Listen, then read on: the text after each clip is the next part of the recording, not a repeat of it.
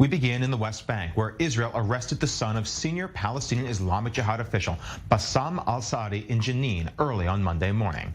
According to Palestinian reports, in August, Bassam was arrested in Jenin, sparking heavy restrictions on Gaza border communities amid threats of retaliation by the Islamic Jihad movement. After about 5 days of said restrictions, Israel launched Operation Breaking Dawn, striking Islamic Jihad targets in the Gaza Strip as over 1,000 rockets rained down on Israeli communities fired by Palestinian terrorists. Bassam al-Saadi was indicted by the ADF military prosecutors in late August. The arrest of his son, though, comes just days after a rocket was fired from the Gaza Strip towards Israel, and the commander in the Palestinian Islamic Jihad's Jenin brigade was killed in armed clashes with Israeli forces. Additionally, according to Palestinian sources on Monday morning, 1 Palestinian was killed and 6 others injured during clashes with forces south of Bethlehem. Now, for more on this, we are joined in studio by Jonathan Regev. We just talked about a little snapshot of the security situation in the West Bank. There have been breathless calls from inside Israel's security establishment that the situation is degrading fast.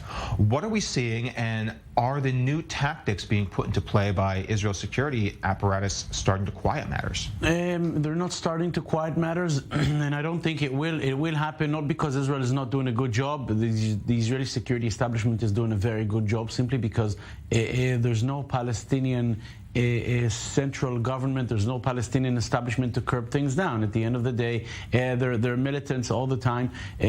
On paper, the body or the establishment that's supposed to curb them down is the Palestinian security establishment in the northern West Bank, in the area of Jenin, in the area of Nablus. That's nowhere to be seen. Therefore, Israel comes in night after night after night, carrying successful operations, whether arrest operations. Sometimes they end with the militants being killed. But as long as there are militants out there, and there are hundreds of them, thousands of them, this will continue up until the moment that there will be some strong Palestinian establishment to curb them down. As mentioned, there's no such thing in the moment, and I don't think we'll see such a thing for months and months to come, because the Palestinian Authority is headed by an 88-year-old man.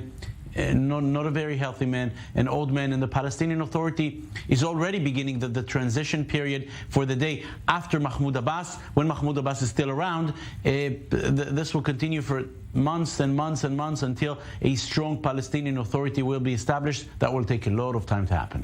Well, are there any up-and-comers in the Palestinian Authority that Israel could start throwing some support behind to try to tip the scale in their favor? There are many of them. Hussein al-Sheikh, I believe, is perhaps seen as the front runner. But two things. There are two problems here. First, you do not really know who will be the men in charge after Mahmoud Abbas is gone. And second, if you want to weaken someone, the best thing to do for someone to weaken his position is tie him to Israel.